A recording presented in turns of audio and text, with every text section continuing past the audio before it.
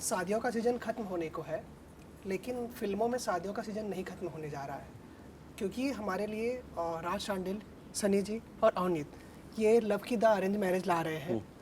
और इसमें शादियाँ ही शादियाँ हैं, शादियों का पूरा माहौल है और कॉमेडी है। आइए जानते हैं उन्हीं से किस तरह की दुनिया उन्होंने दिखाई है और दर्शकों से उनकी क्या उम्मीदें हैं। सबसे पहले राज जी आपसे शुरू करते हैं।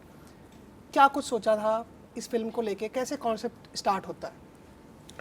देखिए, कहानियाँ तो हम लोग डेली लिखते हैं, कुछ ना कुछ डेली होता ही है, लेकिन जब शादी की बात होती है ना, तो बड़ा ध्यान से लिखना पड़ता है। खासकर फैमिली क्योंकि इन्वॉल्व होती है उसमें। लिखते टाइम ये था कि एक ऐसी कहानी कहनी है कि जहाँ पर फैमिली वैल्यूज़ जो हैं वो लोगों तक पहुँचे। आज के टाइम में जो वैल्यू ख़त्म होती जा रही है, आज फ्लैट्स सब लोगों के पास है, घर किसी के पास नहीं है। तो एक इस किस्म की कहानी जहाँ पर एंटरटेनमेंट भी हो, कॉमेडी भी हो, क्योंकि शादी का दूसरा नाम कॉमेडी, आपको पता ही होगा। Are you married? नहीं।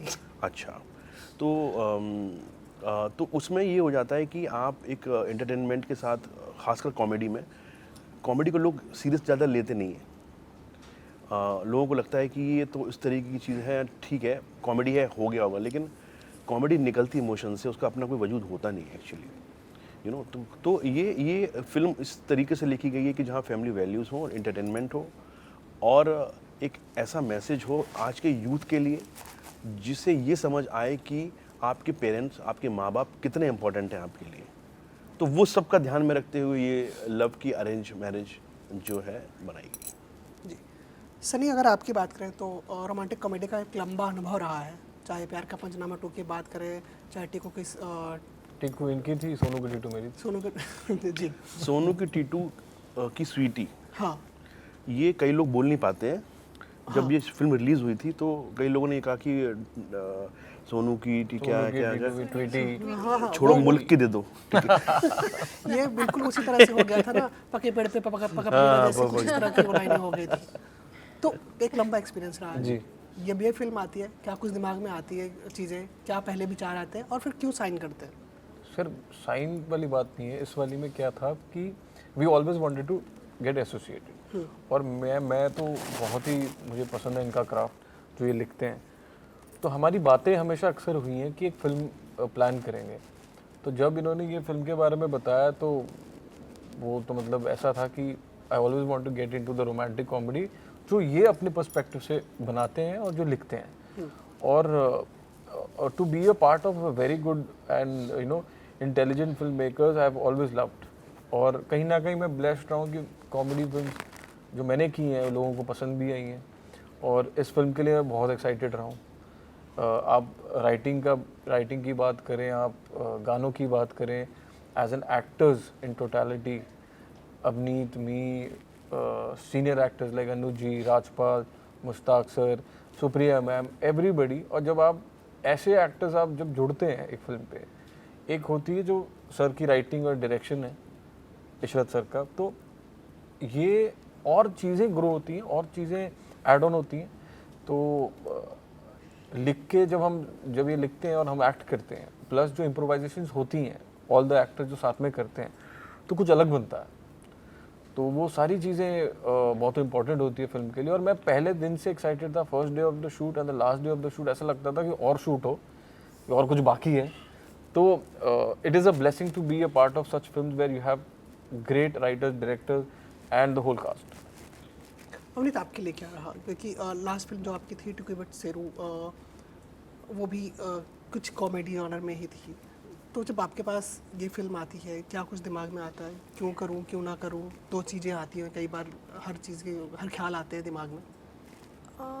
Tiku and Chin was drama, I think, but this was my first actual like hardcore comedy, family comedy, romance film. So I was very very excited to be working with the excellence himself, Raj sir, and I have watched Dream Girl and I loved that film. मैं एक scene तो इसमें मैं बार बार play करके देख रही थी।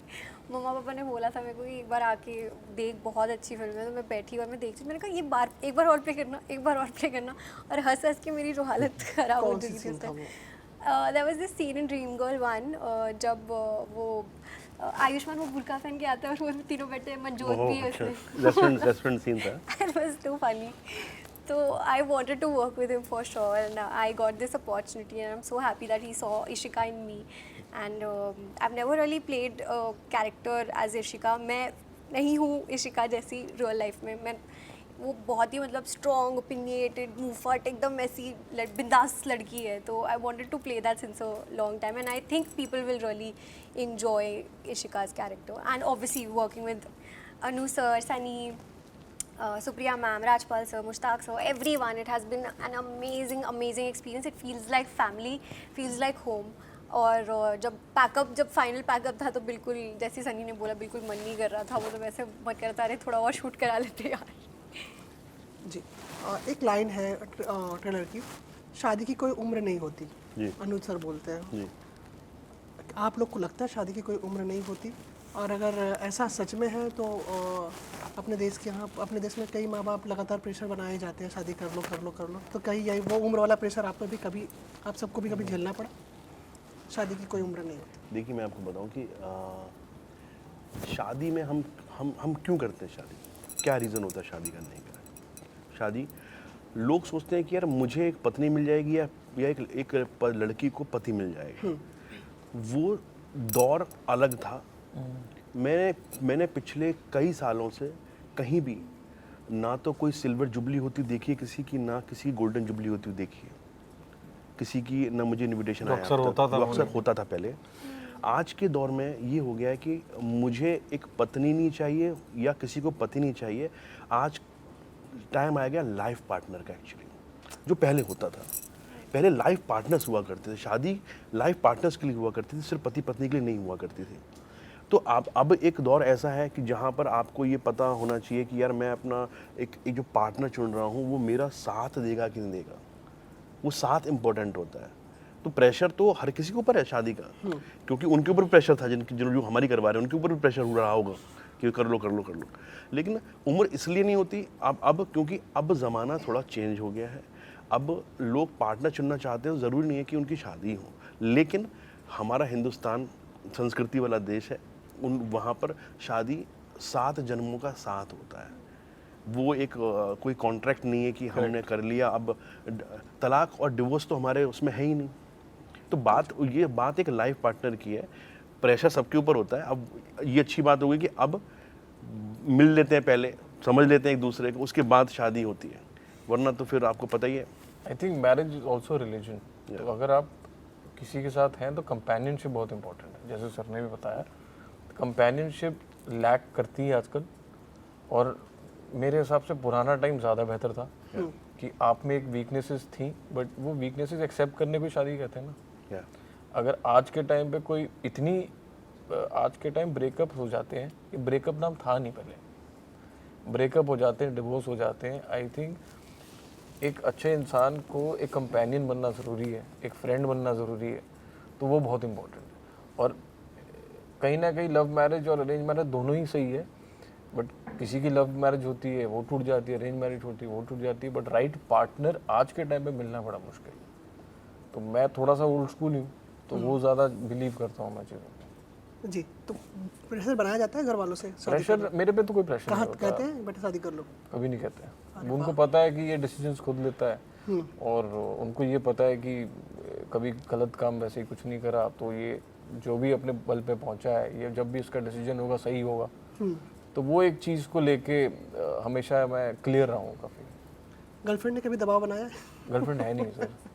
आपकी गर्लफ्रेंड ने बनाया? बात चेंज करते हैं। गर्लफ्रेंड देखो, वो तो नोक झोंक तो सबकी होती है। जब गर्लफ्रेंड किसी की भी लाइफ में आती है, या हमारी भी होती है, हमारी तरफ से भी आता है, वो एक सिचुएशन होता है। कई लोगों का शुरुआत में नहीं चलता, कई लोगों का चल पड़ता है, तो वो डिपेंड्स। जी, जब शादी और उम्र की बात कर रहे हैं तो एक चीज़ और अभी काफ़ी चर्चा में है कि उम्र जो है 19 से बढ़ाकर, जो मिनिमम उम्र होती है शादी की, वो 19 से बढ़ाकर 21 करने की।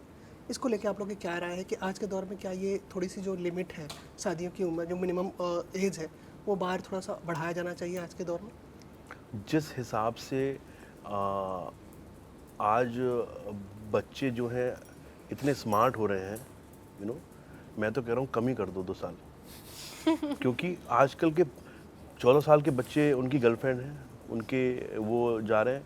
जो जो दौर हमारे टाइम पर जो था, वो तो 18 की उम्र से रखी थी, उस वक्त की ये शादियां नहीं हो रही हैं, वो एक यू नो राइट एज।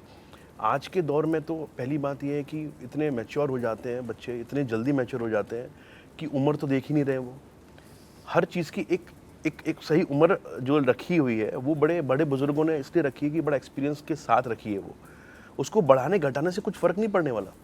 फ़र्क ये पड़ेगा कि हाँ, आजकल के जो बच्चे हैं वो माँ बाप की सुनते नहीं हैं। आज ये जो लव के अरेंज मैरिज हम ये फिल्म लेके आए, ये सिर्फ शादी की फिल्म नहीं है, ये रिस्पॉन्सिबिलिटी की फिल्म है। आप छोटे होकर भी बड़े हो सकते हो, यू नो। आपका छोटापन इसलिए नहीं है कि आप उम्र में छोटे हो, सोच से छोटे हो। वो सोच को बड़ी बनाने के लिए फिल्म बनाई गई है। तो आप उम्र चाहे आप 25 रख लो, जिससे शादी करनी 21 में, वो तो कर ही लेगा, उसका कोई फ़र्क नहीं पड़ने वाला।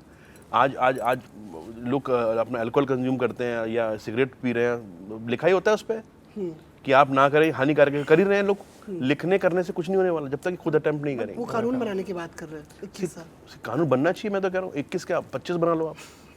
कानून तो हिंदुस्तान में इतने बढ़िया बढ़िया कानून, लेकिन फॉलो कौन करता है, मुझे बताइए ना।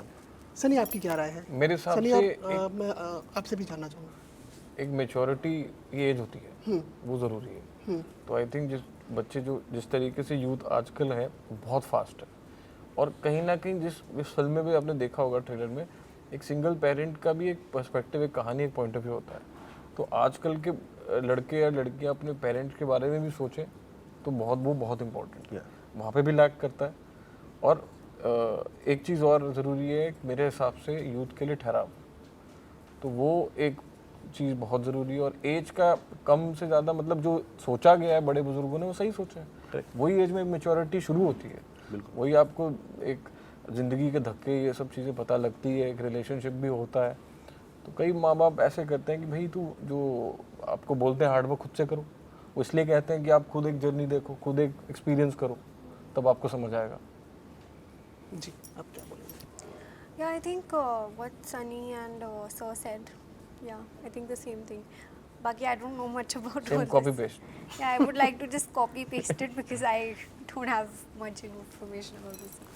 जी, एज एन एक्टर जब आप इस इंडस्ट्री में आते हैं तो आप सारी तैयारियों के साथ आते हैं कि आपको सराहना भी मिलेगी, आप अगर कुछ ऐसा काम क्रिटिसाइज़ भी किया जाएगी। बट कई बार काम से अलग भी लोग पर्सनली क्रिटिसाइज़ करते हैं। लाइक आदिपुरुष को लेकर लोग काफ़ी ट्रोल किया गया, पर काम है, चाहे जैसा भी हो ऐसा हो। बट क्या वो पर्सनली इफेक्ट करता है जब इस तरह की ट्रोलिंग होती है? ऑनेस्टली नहीं करता है, क्योंकि जिस वक्त आप उस सेट पे होते हैं, शूट करते हैं, आपके जो कैप्टन ऑफ द शिप हैं वो आपको डायरेक्ट करते हैं, और उसी चीज़ का तो एक्टर को वेट होता है। तो वो एक अलग जर्नी होती है। आदिपुरुष की एक अलग जर्नी थी, अलग एक्शन ओरिएंटेड फिल्म थी। तो उसमें जिस तरीके से हमने मेहनत की थी, मैं उस पर ज़्यादा फोकस करता हूँ। और कौन सी फिल्म चलनी है नहीं चलनी किसी को नहीं पता। तो वो तो फिल्म की किस्मत है। और आप अपने क्राफ्ट को ना भूलें, आप अपने सच्चे मन और ऑनेस्टी से काम करता हूँ मैं। तो अगर मैं 10 भी कर लूँ तो कोई नहीं कह सकता ना कि 10 की 10 हिट है। अगर जो आपकी पिक्चर नहीं चली है, बट आपको पता है कि हर फिल्म पे आपने, even you start from the people, the technicians, the lightman, everybody has worked on it. तो वो चीज़ ज़्यादा मेरे को प्यारी लगती है, स्पेशल लगती है। और कहानी आपको एज एन एक्टर अलग अलग मिलेगी, वो पार्ट करना, वो चीज़ को जीना ही बहुत बड़ी इंपॉर्टेंट है। जी, वो ठीक है, सफलता तो जहर से। बट जो पर्सनली लोग अटैक करते हैं वो चीज़ें, पर्सनली अटैक करते सर मैं देखता ही नहीं। पर्सनली कहाँ अटैक करते हैं, ये वो अच्छा जो ट्रोल करते हैं वो मैं देखता ही नहीं, ना उतना टाइम है। करेक्ट। अगर वो देखने लगे तो आप आगे नहीं बढ़ोगे। आप एज एन एक्टर, यही तो चीज़ें आपकी क्वालिटीज़ होती हैं कि आपको आगे चलना है और आपका एज ए टीम साथ लेके चलना है। आज हर चीज़ का नेगेटिव PR बनता है। आप कुछ भी बोल दोगे, उसमें तो हमें जीना नहीं है, ना वो कभी देखा है। वो आगे भी होगा तो होता रहे, वो लोग खुश हैं, हम अपना क्राफ्ट करते रहेंगे। सूरज जो है ना, सूरज वो ये सोचने लग जाएगा कि लोग उठेंगे तो मैं निकलूंगा, ऐसा नहीं होता। वो अपना काम करता रहता है, वो निकलता ही है, वो लोग उठे चाहे नहीं उठे। तो वही होना चाहिए, अपना काम करते रहिए, बढ़िया, लोग देखें नहीं देखें, लेकिन अपना काम ईमानदारी के साथ करते रहिए। That's all. 2 और कर लें। हाँ, एक चीज़ और काफ़ी इंडस्ट्री में चलती है, एक चर्चा काफ़ी इनसाइडर और आउटसाइडर। यहाँ मेरे पास 3 आउटसाइडर बैठे हुए हैं जिन्होंने खुद को सेट किया है। ठीक है, आपके डैड रहे हैं स्टैंड, बट ठीक है, अब कोई स्टार किड आप भी नहीं रहे, जिन्होंने अपने को खुद से इंडस्ट्री में सेट किया और अच्छा काम कर रहे हैं। क्या देखते हैं अब कुछ चीज़ें बदली हैं आउटसाइडर के लिए, आसान हुआ है कि स्ट्रगल कुछ उसी तरह से बरकरार है? देखिए, कंपटीशन हर जगह है, हर फील्ड में कंपटीशन है। आप आउटसाइडर हो या ना हो, आप में अगर कुछ टैलेंट है तो कोई आपको रोक नहीं सकता। ये तो बात फैक्ट है, ये पहले भी थी, अभी भी है। हाँ, ये हो गया है कि पहले थोड़ी ज़्यादा प्रॉब्लम थी, अब उतनी नहीं है। प्रॉब्लम नहीं कहूँगा उस चीज़ को, आप जिस को स्ट्रगल कह रहे हैं वो हर जगह होता है, life it's a part of life. अगर आप ये कहेंगे कि हर चीज़ स्मूथली होती चली जाए, हर चीज़ आपको मिलती चली जाए, तो वो तो संभव है नहीं, किसी भी फील्ड में हो चाहे। हाँ, ये हो गया कि पहले जो काम 10 दिन में होता था वो शायद अब 1 दिन में हो जाता है। अब लोगों से कनेक्टिविटी ज़्यादा हो गई है, अब इंस्टा, फेसबुक और ये सब इतने माध्यम आ गए हैं कि आप किसी को भी कुछ भी कभी भी कह सकते हैं, उनको ट्विटर हैंडल या उनका इंस्टा हैंडल पर जाके। तो ये मैं नहीं समझता कि अब कोई आउटसाइडर के लिए कोई प्रॉब्लम है। मैं खुद एक आउटसाइडर हूँ, सनी है, अवनीत है, आयुष्मान है, कार्तिक है, राजकुमार राव है। आप देखिए कौन नहीं है आउटसाइडर। और मुझे तो ये समझ में नहीं आता आउटसाइडर का ये शुरू किसने किया। जितने भी इंडस्ट्री में लोग हैं सब आउटसाइडर हैं। आप देखिए ना, कौन कौन, सब पंजाब से आए, सब नॉर्थ से आए, सब आउटसाइडर हैं, मुझे बताइए। तो आउटसाइडर और इनसाइडर का कोई, मेरे हिसाब से तो अब कोई ऐसा बात नहीं रह गई है। आज हर किसी के पास कैमरा है, हर कोई डायरेक्ट कर सकता है, हर कोई लिख सकता है, हर कोई अपनी चीज़, अपने चैनल्स हैं।